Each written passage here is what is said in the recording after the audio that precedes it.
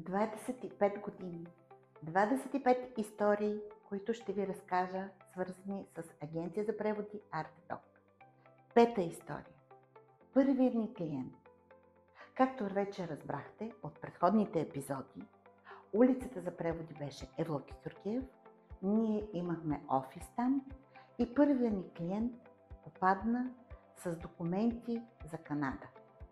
Това бяха безброй много документи, както общински за семейно положение, раждане на деца, така беше за професионалната квалификация на двамата родители. И всички тези документи имаха нужда от разнородни печати от държавните институции.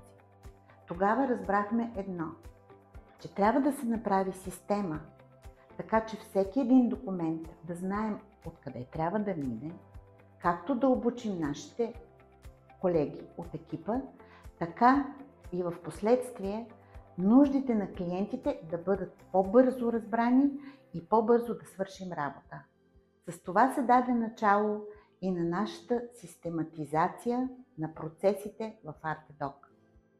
Аз съм Таня Карабашева и съм управляващ собственик на Агенция за преводи